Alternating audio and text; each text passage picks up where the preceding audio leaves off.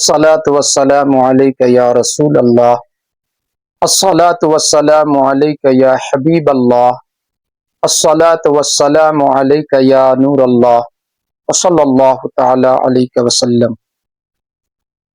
جہان فقہ میں جوہر ہے یکتا ابو حنیفہ کا، نبی کے علم کا مظہر ہے جلوہ ابو حنیفہ کا، مسائل کو مزین کر دیا پختہ دلائل سے، مسائل کو مزین کر دیا پختہ دلائل سے، عظیم الشان ہے فقہی طریقہ ابو حنیفہ کا، نہ کیوں ہر دور کے شمس و قمر ان کے مقلد ہوں، نقیب منزل حق ہے اجالا ابو حنیفہ کا۔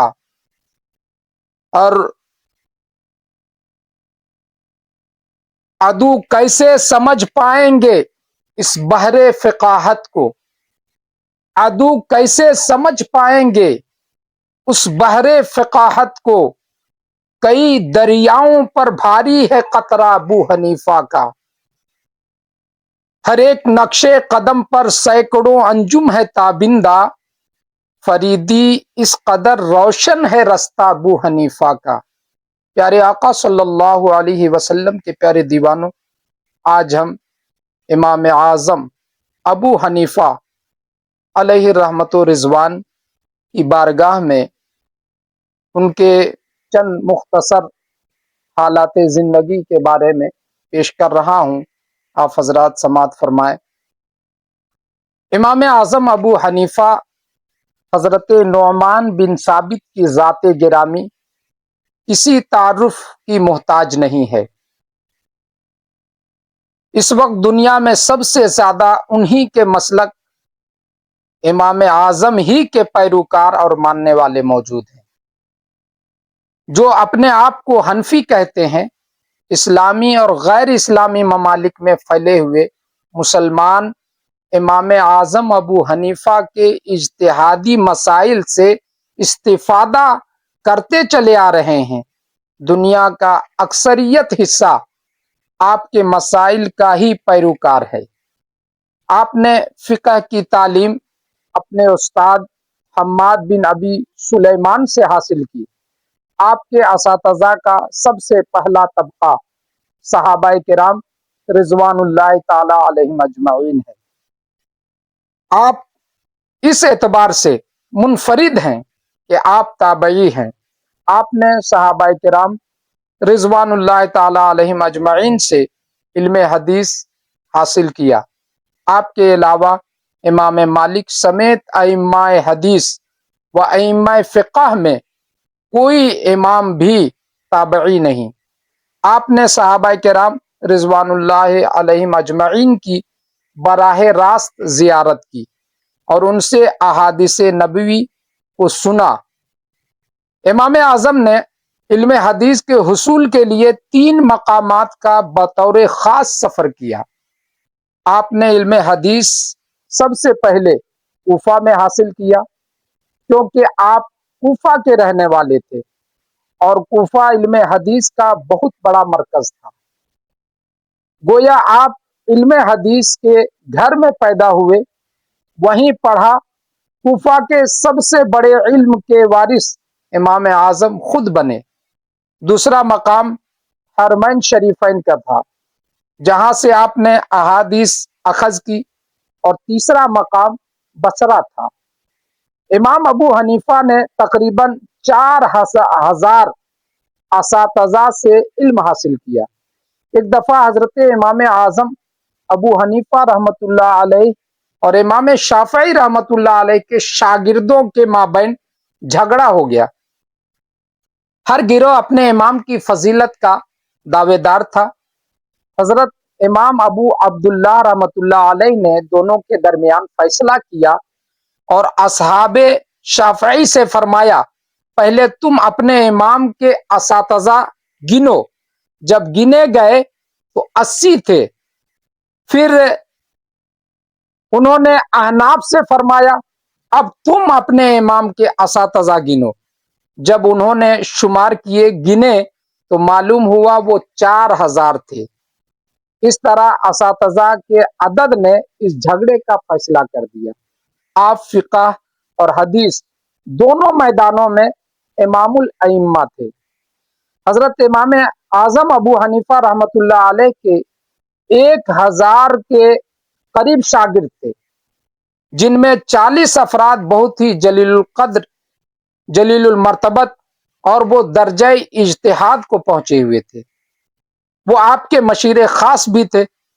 پیارے آقا صلی اللہ علیہ وسلم کے پیارے دیوانوں، آپ نہایت ہی ذہین اور قوی حافظہ کے مالک تھے۔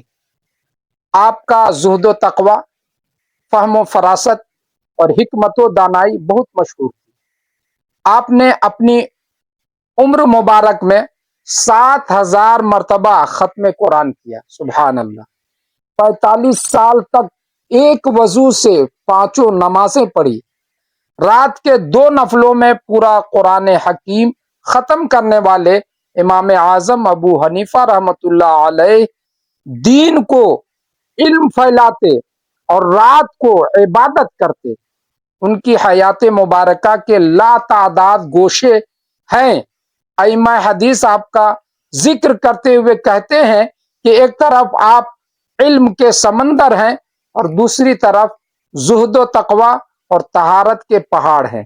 امام اعظم صلی اللہ علیہ وسلم کے پیارے دیوانوں، امام اعظم علیہ رحمت و رضوان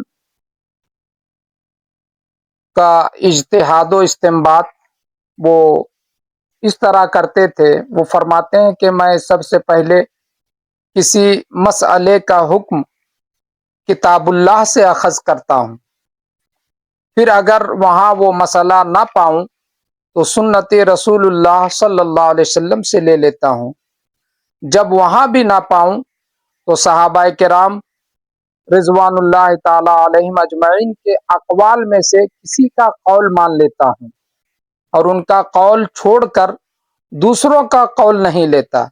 اور جب معاملہ ابراہیم شعبی، ابن سیرین اور عطا پر آ جائے تو یہ لوگ بھی مجتہد تھے اور اس وقت میں بھی ان لوگوں کی طرح اجتہاد کرتا ہوں۔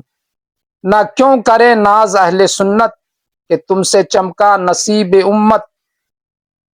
پیارے آقا صلی اللہ علیہ وسلم کے پیارے دیوانوں، آپ کا نام نامے اسم گرامی نعمان والد بزرگوار کا نام ثابت ہے۔ آپ کی کنیت ابو حنیفہ ہے۔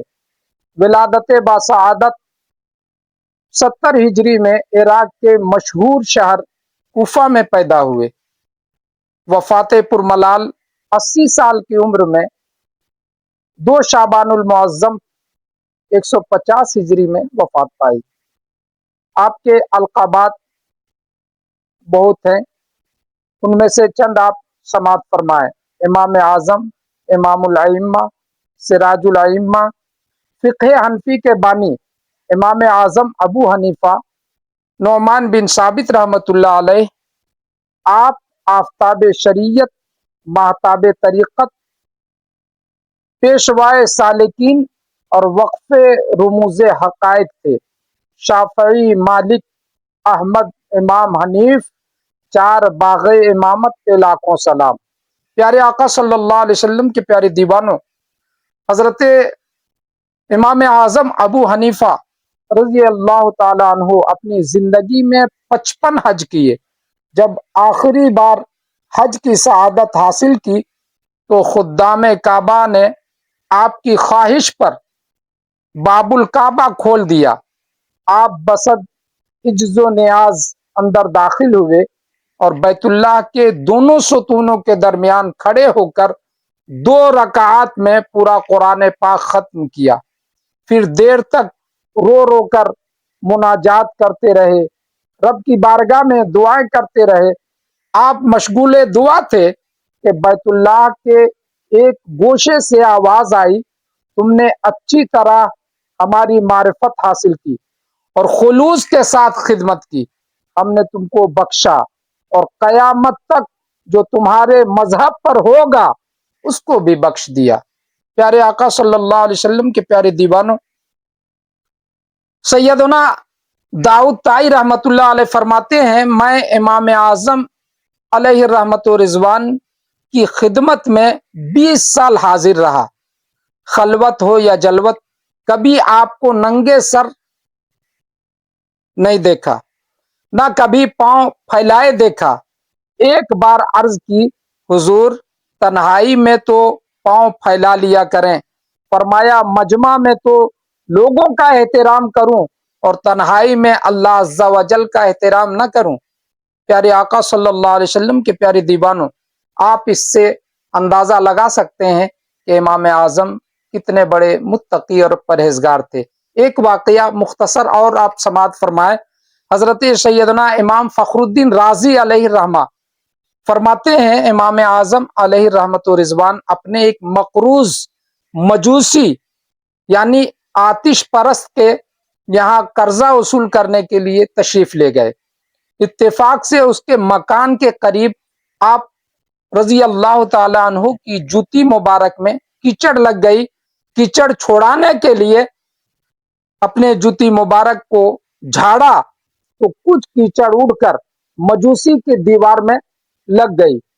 आप परेशान हो गए कि अब क्या करूं, कीचड़ साफ करता हूं तो दीवार की मिट्टी भी उखड़ेगी और साफ नहीं करता तो दीवार खराब हो रही है।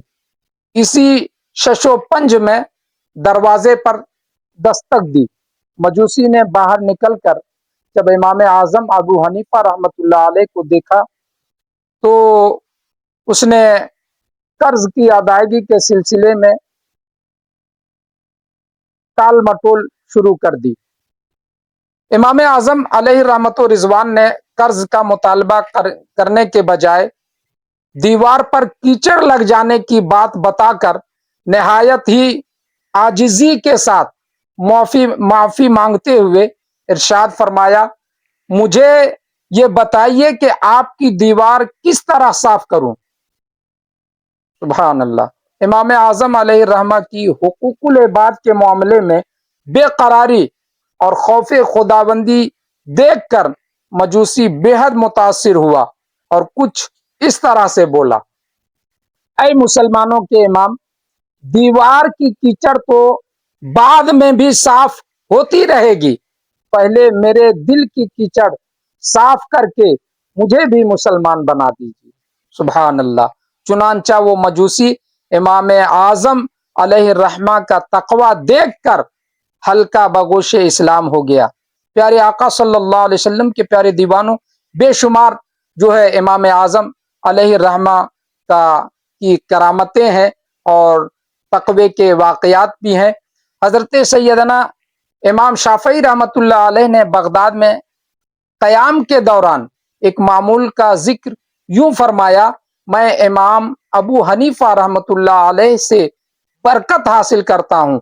जब कोई हाजत पेश आती है तो 2 रकात पढ़कर उनकी कब्र मुबारक के पास आता हूँ और उसके पास अल्लाह से दुआ करता हूँ तो मेरी हाजत जल्द पूरी हो जाती है। सुभान अल्लाह।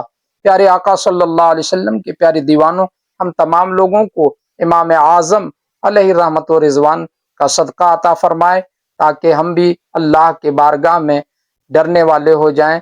मौला हमें इसकी तौफीक अता फरमाए।